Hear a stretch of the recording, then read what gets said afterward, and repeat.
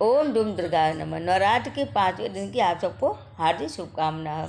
नवरात्र के 5वें दिन माँ दुर्गे के 5वें रूप की पूजा की जाती है। ये माता बहुत दयालु मानी जाती है। कहा जाता है कि माँ दुर्गा का यह रूप मातृत्व को प्रभाषित करता है। माता का यह स्वरूप, इनकी 4 भुजाएं हैं और इनकी दाहिने तरफ की ऊपर वाली भुजा में भगवान स्कंद गोद में है और दाहिनी तरफ की नीचे वाली भुजा में कमल का फूल है। बाईं तरफ की ऊपरी वाली भुजा वर मुद्रा में है और नीचे वाली भुजा में कमल का फूल है। माता का वाहन शेर है।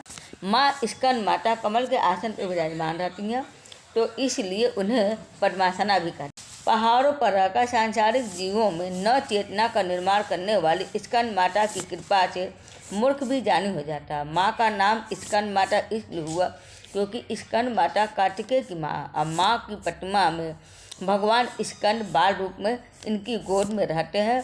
उनकी उपासना से भक्तों की सारी इच्छाएं पूरी हो जाती है और भक्त को मोक्ष की प्राप्ति होती है। सूर्यमंडल की अधिष्ठात्री देवी होने की वजह से इनका उपासक अलौकिक और कांतिमय हो जाता है। अगर कोई भक्त अपने मन को एकाग्र करके और पवित्र मन से माता स्कंद की पूजा आराधना करता है तो वो भक्त को भव सागर से पार करने में कठिनाई नहीं होने देती है।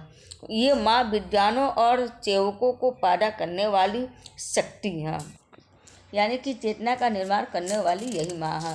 कालिदास द्वारा रचित रघुवंशम महाकाव्य और मेघदूत रचनाएं स्कंद माता की कृपा दृष्टि से ही संभव हुआ।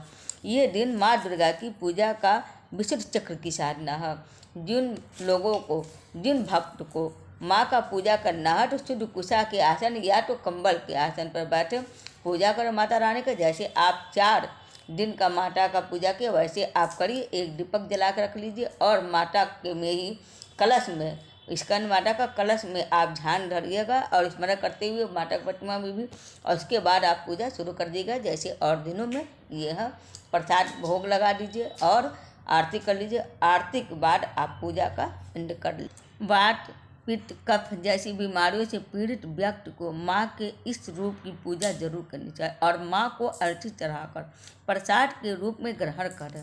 माता को अपने पुत्र कार्तिकेय से जैसे स्नेह है वैसे अपने भक्तों से माँ भी स्नेह करती हैं और इसी तरह से अपना सारा प्यार अपने भक्तों के ऊपर लुटाती हैं जैसे कार्तिकेय के ऊपर लुटाती हैं। पौराणिक कथा के अनुसार तारकासुर नाम का एक राक्षस था जिसका आतंक बहुत बढ़ गया था, लेकिन तारकासुर का अंत कोई नहीं कर सकता था क्योंकि भगवान शिव के पुत्र कार्तिकेय के हाथों से ही इसका अंत संभव था। ऐसे में माँ पार्वती ने अपने पुत्र स्कंद यानी कार्तिकेय के युद्ध के लिए प्रतिष्ठित करने के लिए स्कंद माता का रूप धारण किया। स्कंद माता से युद्ध का प्रशिक्षण लेने के बाद कार्तिकेय ने तारकासुर का अंत किया। स्कंद माता की पूजा करने और कथा पढ़ने सुनने से संतान सुख की प्राप्ति होती है। स्कंद माता की कृपा से सुख समृद्धि और सौभाग्य की प्राप्ति होती है और मोक्ष भी प्राप्त होता है अगर अच्छे से उनका पूजा कोई मन तन से कर ले तो आप सब लोग खुश रहिए। माँ स्कंद माता की कृपा दृष्टि आप सबके ऊपर बनी रहा और हमारे ऊपर भी। तो बोलिए स्कंद माता की जय।